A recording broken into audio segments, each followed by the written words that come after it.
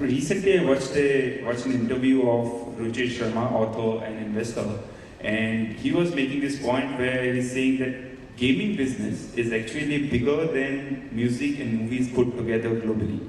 That was a big eye opener for us, and that's where I think the gaming spectacle, the session came in from.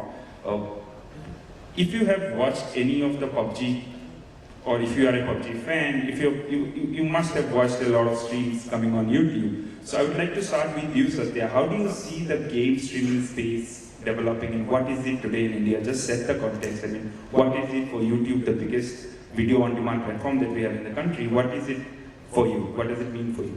Sure. No, so we actually really started focusing on gaming as a vertical about a couple of years ago, right? So at YouTube, most of our time goes in trying to figure out what will become big in the next year and the year after that, or what will the 400 millionth or the 500 millionth consumer want to watch, right? So if you actually look at the evolution of content on YouTube, literally every year and sometimes every quarter or every month, something new pops up, then has a life of its own, and then goes on to become really big, right? So guys like Sapan, they are what I call the class of 2014 in that sense, right? Ajay here is, I would say, the class of 2017 in that sense, because that's when he really started to pop, and he'll speak more about that. But for us, it's all about trying to figure out what is happening in that huge world of YouTube. Who are the consumers, what are they consuming, and things like that, right? So gaming really came to our attention a couple of years ago, and I have no hesitation in saying that actually 2020 is going to be the year of gaming in that sense, right? Just like maybe 2014, 2015 was possibly the year of comedy and things like that.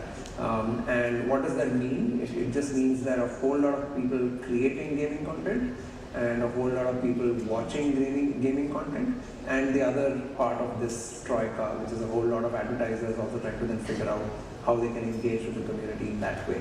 And it's very anthropomorphological in nature. Sorry for using a complicated word. In 2016, we suddenly saw that beauty, style, fashion started to do really well. And driven largely, I'm not saying only, but driven largely by young women and girls.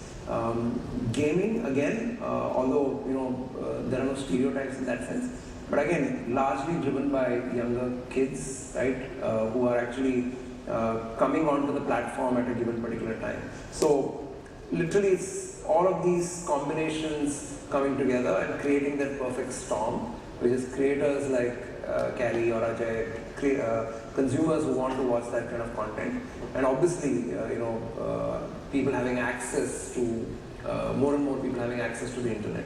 So all of that has what has happened over the last few years, and that's literally our explanation for why gaming is really being talked about in this panel at this point of time. 2 years ago, we perhaps might not have done that, right? But the timing is just perfect in that sense. So you, in fact, are celebrating the emergence of gaming pop culture. Oh, he already introduced you, Kelly. I mean, you have around 10 million subscribers on your channel, carryminati, and you yet went ahead and made another channel called Kelly is Live.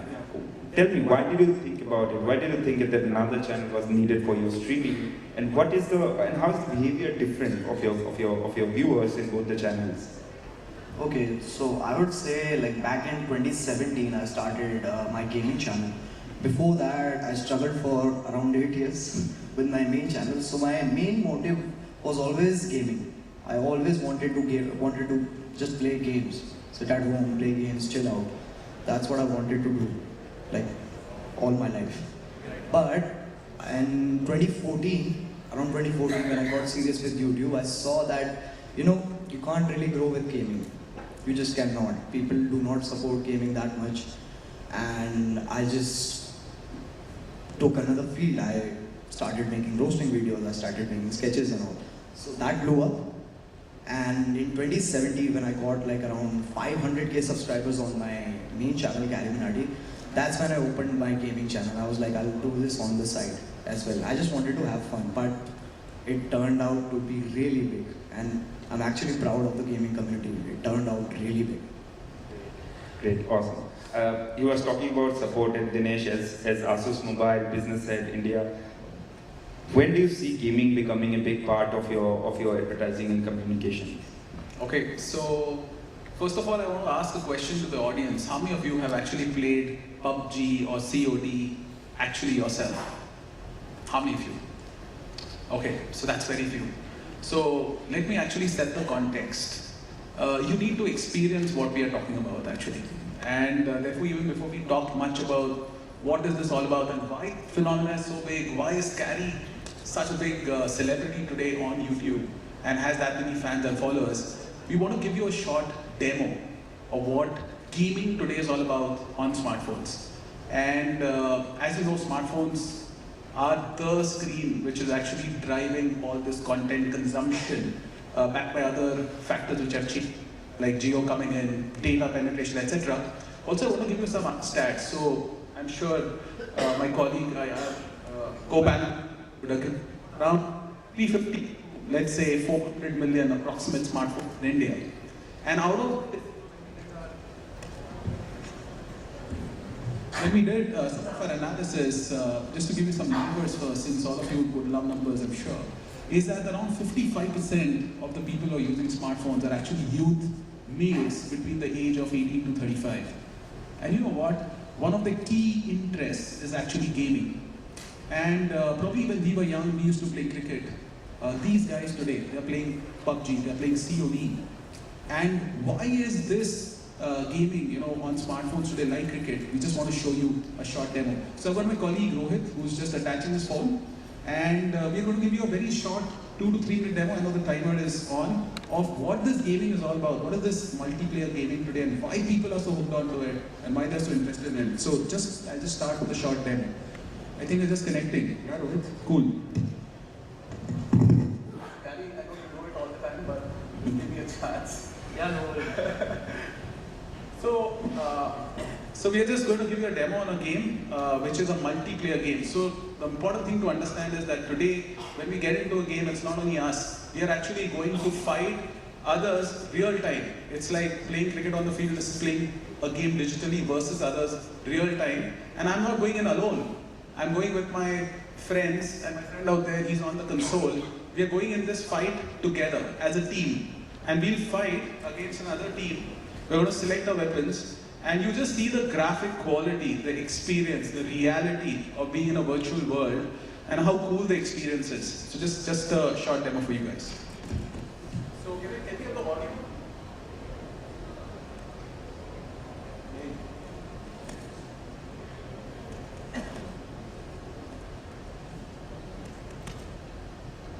Nice shot. Who are you? You. I think like... He's the one controlling the gun. Yeah, so I'm the red gun. Okay. But one of my colleagues who's playing out there is what you can actually see on the field, and I'm just supporting him in the game. Okay. So we're in a tough competition. Huh? Can we get the audio as well, by any chance? Not happen? Okay. I want to hold this for you so you can actually Okay, talk.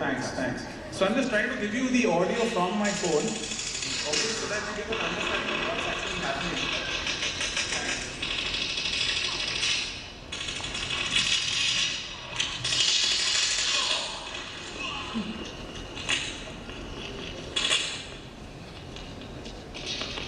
So I'm actually in the field, my friend is there and we have a tough competition. We are actually... Man, we are just right now.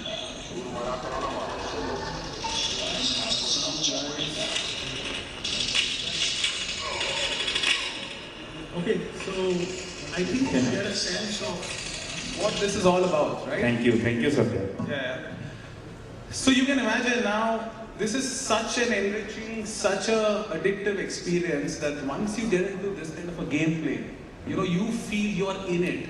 You are actually fighting out with your team.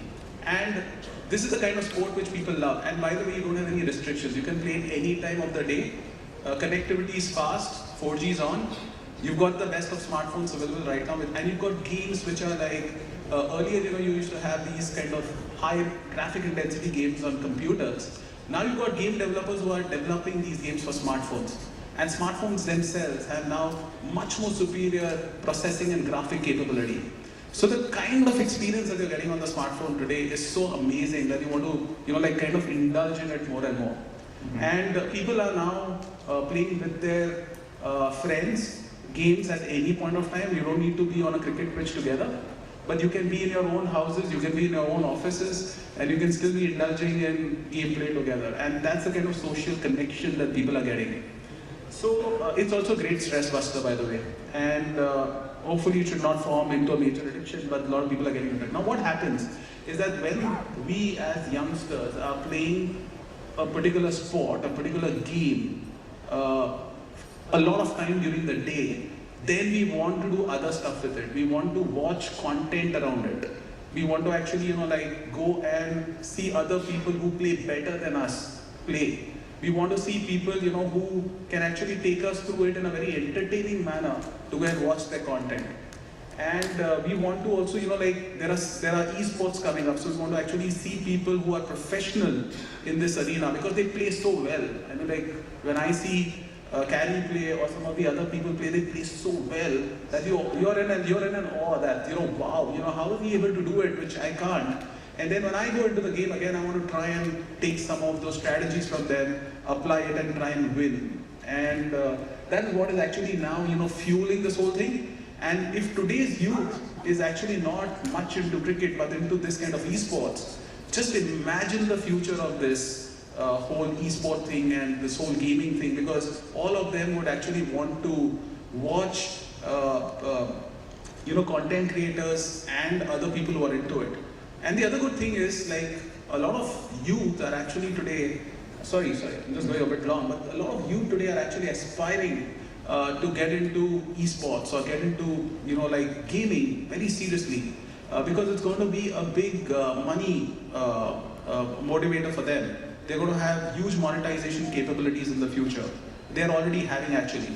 And the good part is there is no restriction like a BCCI who has to, first evaluate you, or you have to go through some committees. These platforms are pretty open. If you're good at it, you become good at it, you can actually succeed and become one of the topmost players in the country. Of course, content creation is a different art altogether, but becoming an esport player and having great career options are something which are also coming up for gaming. And therefore, this is really, really huge and exploring. That's Great. what I just want to say. Just a couple of days back, YouTube announced that the game you just saw Dinesh play is Call of Duty, and the Call of Duty League is one of the most watched gaming series on Twitch. And just a couple of days back, YouTube announced that they will exclusively stream the Call of Duty League and a couple of other such titles. I mean, Supratik, you have a league of your own. When YouTube, Microsoft, and Facebook, along with Twitch, fight this battle, do you think that this media rights can become a big thing for league owners like you? So Supratik owns a league, it's called Cypher, it's a e-sport league. Yeah, so I would say, yes, this will be the biggest in the future. And we have a kabaddi team, and I would say, and I would just go back a little in history. When I was in college, Quake was the big game. It was on land, and it was just a lone ranger, and the ranger had to survive. And that modified itself to becoming Call of Duty, where 5-on-5, and now it's back to Battle Royale mode. And it's the evolution. I have with me Amar in my team. If he stands up, he was the first, Counter-Strike champion for India in 2006 all the way to 2011. He represented India. With him, when he came in, we had a Dota team. We have a Dota team and a Counter-Strike team, which are on PC. But the challenge is that PC is getting disrupted big time by the mobile space. And I would say right now it is 95% is going to be because of the easy access. And PUBG, games like PUBG, or I would say Free Fire, or the new ones coming around the corner. Or maybe there's one which is coming called Rising Fire from China, which has a PC version, which has a console version, which has a mobile version, which is against the machine. It is 1v1, 5v5, Battle Royale mode as well. Now these games will, these are on the future. So as Satya said, 2020 is that inflection point. And like Carrie, you also said 8 years back, we were struggling to find where this was. When we did use Cypher in 2018, we did have difficulty in choosing what those PC games were, but we knew which the top ones were. In mobile, actually at that time, there was more or less, there were lots, but there were none which are garnering the numbers at the moment. I don't know what the last count is, but I think PUBG downloads are 70 million plus counting. The Call of Duty numbers were 10 million in the first 5 weeks. Rising Fire is saying that they want to hit 100 million when they launch. Free Fire is already here, which is already hitting those numbers. Now, I know this audience, we've been given this morning slot. You know, the odd one is that there are very few who are Carrie's age, and I would say the Gen Y and the millennial. The millennial is not watching television anymore. He's watching content late at night, which is being streamed by Carrie and the other guys who are there in that scene, and PUBG players in a big way. Like our team now, Blind, which is from Kerala, these boys have fan following in their own towns, which run into millions. And they are all being seen as the new upcoming guys. And they speak in Malayalam, they play in that. And then they have some team members who are Gujarati, and the guys who are from Bombay, our teams are jamming in. Now this is a new mix, never happened. So it's so unique as a space that in the next 5 years, I would say this is where content rights are going to be.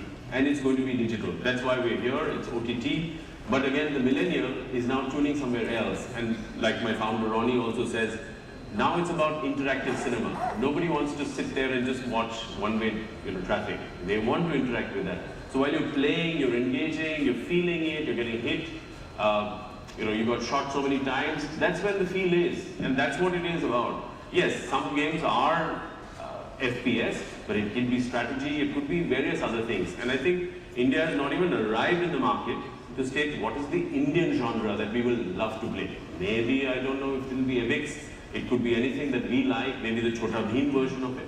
But those are yet to arrive. And that's where the big content plays will. And those are again not owned by a federation. In a certain way, it will be owned by the game publishing house. And those will have the biggest growth journeys along with how it's actually filtered in. Because monetization right now is still big gray area.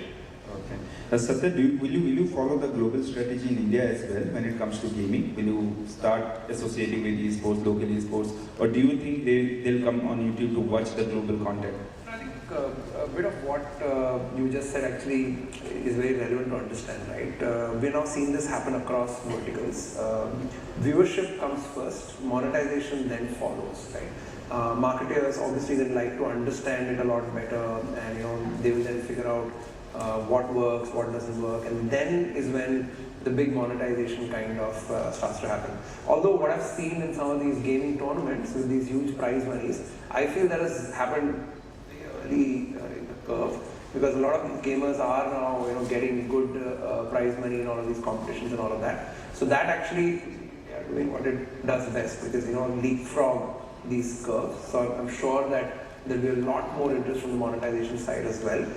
And for us, we are extremely local as YouTube in the way we work. So our efforts right now are to grow the market. We last year we ran a competition called Next Up for Gamers. The next set of gamers, and groom them and all of that. And at this point of time, one of my colleagues just pinged me some channels which I had never heard of before. There's a channel called Shriman Legend Live, who's a Marathi gamer. There's a channel called Run Gaming, who does gaming. There's a guy called Gaming Subrata, no prizes for guessing, does it in Bengali. Telugu Gamer, again, does it in Telugu. So we're seeing a lot of groundswell at this point of time, and that's what we are really developing. I would still like to focus on why all of this is happening, and something both of you mentioned about people coming from small towns. I think there's a lot of empowerment that's happening through gaming at this point of time, which is you technically don't need to be born a gamer, right? I mean, Ajay is a super gamer and he's like an okay comedian, but technically don't need too many skills to start with, right? Everybody here can game if they had a few free hours in the day, right? So The learning curve, I feel, isn't that bad in that sense. So anybody can game, right? And which means that anybody could actually be successful. Anybody can actually find an audience. Anybody can become a champion, right? So I think that is what is working behind the scenes. The fact that it is more accessible than cricket. For cricket, you need perhaps to have certain skills, right? Hand-eye coordination. You perhaps need to be born with it, but you then get better through practice. But I think gaming is perhaps a little different, and I would love to get Ajay's perspective on whether you need to be special, whether you can learn. Okay, I'll be honest here. You don't need to be special to play games. Yeah. Like, and every single person in this room can play a game for 2 hours and be good at it. Just play games for 2 hours, for 2 years, you can be good at it. I'm not talking professional, but you can be good at it. Yeah.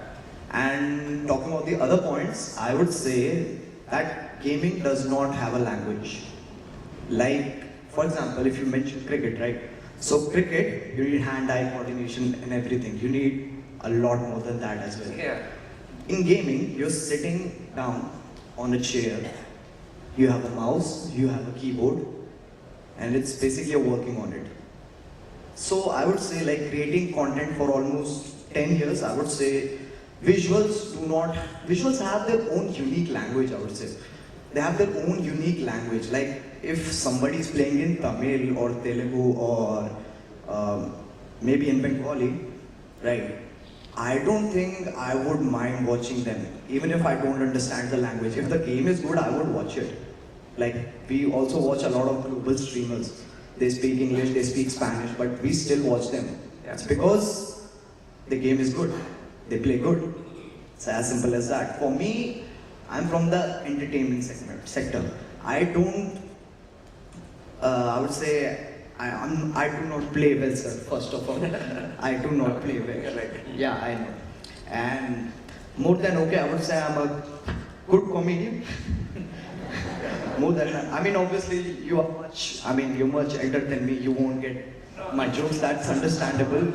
But that actually depends on the Not much older at all. Nicely put forward. Sir, I'm 20. How old are you, sir? I can hear your lips moving, but I can't hear what you're saying. Sir, I can understand, that's the good. Yeah. So I would say gaming, coming on the serious note, I would say gaming doesn't have a language. If anybody of you wants to just become a streamer, they can.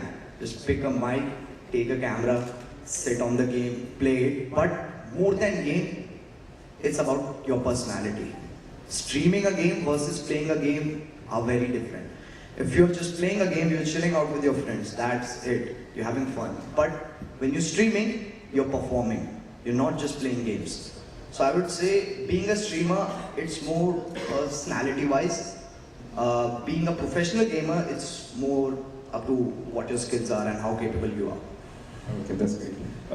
Dinesh, at what stage will we see smartphones innovating in order to fit in or be the favorite of the gamers? Has it already started? Do you see additional buttons or stuff like that coming in? Yes, it's very much started. So just to give you a bit of a context of our organization, so ASUS has a brand called Republic of Gamers. We are the largest brand in the world when it comes to digital gaming, especially on the PC side of the business. That's where we started.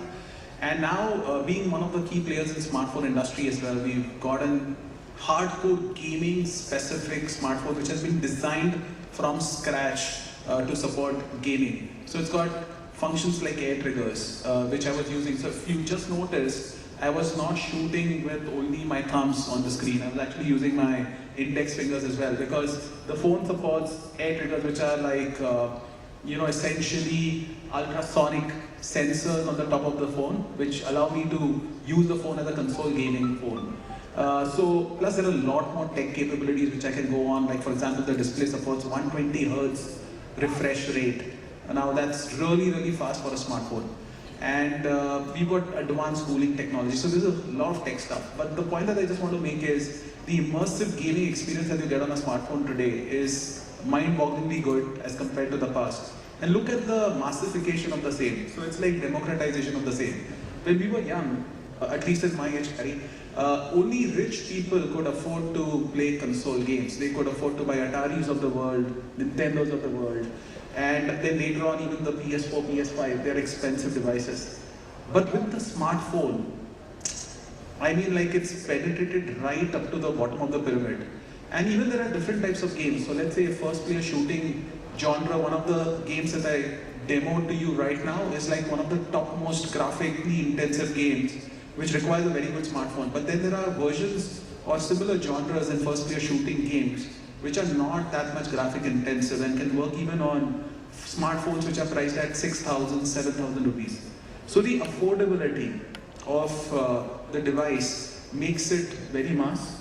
And again, there are games available which perform quite well, plus network is available. And gaming is moving to more like from a future perspective to more cloud gaming, where a lot of processing power will be on the cloud rather than on the phone or on the device that you're using.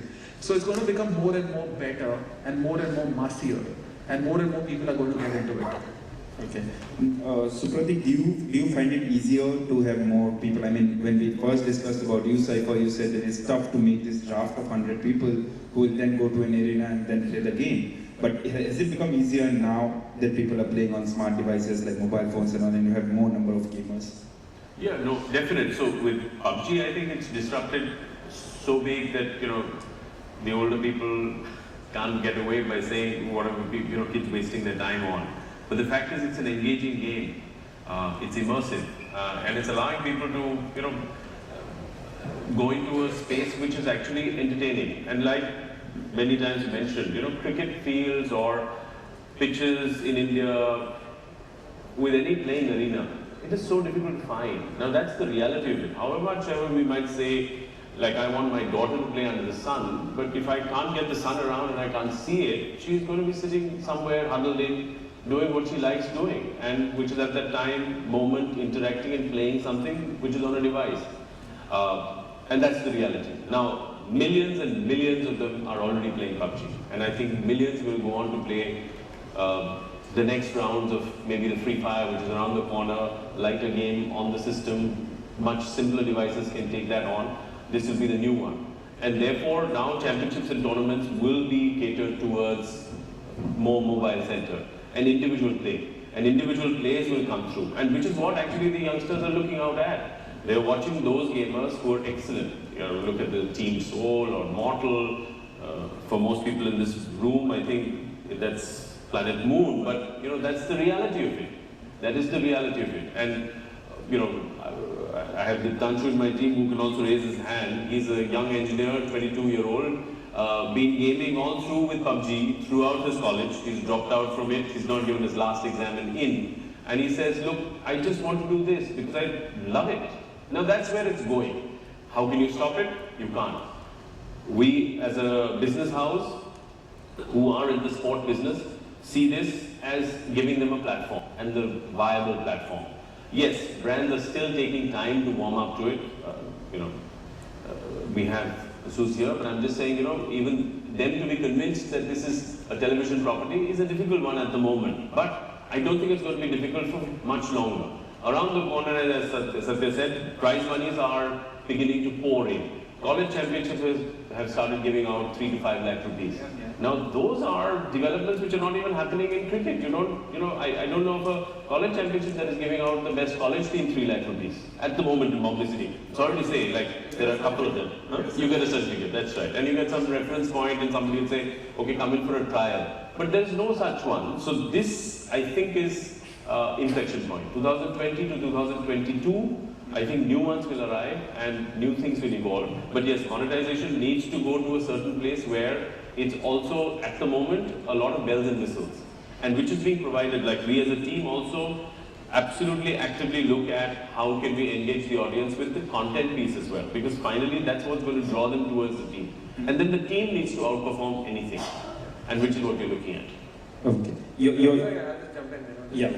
Add more to that about monetization, right? So I think at YouTube, we look at content from a vertical or a language or a region point of view.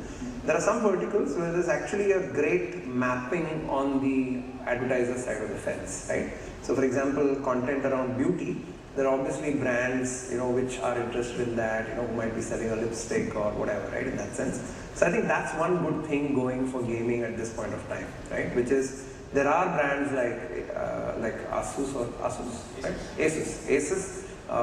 There are laptop brands, there are mobile brands, and many other ecosystem brands, which actually it will be to their benefit to then figure out how best to integrate and do more for creators, for gamers, and all of that, right? So that's one good thing going for that vertical. Verticals like comedy, you don't have like a funny brand ecosystem in that sense, right? You know what I mean? So it's more the general brands who should then want to advertise on comedy in that sense, right? And there are a lot of them, of course. But I think that's one good thing going for gaming. So how do we then tap and how do we then make it easier for creators and brands to connect and figure out what to do together? Yeah, I mean, Ajay, you can inform us about this.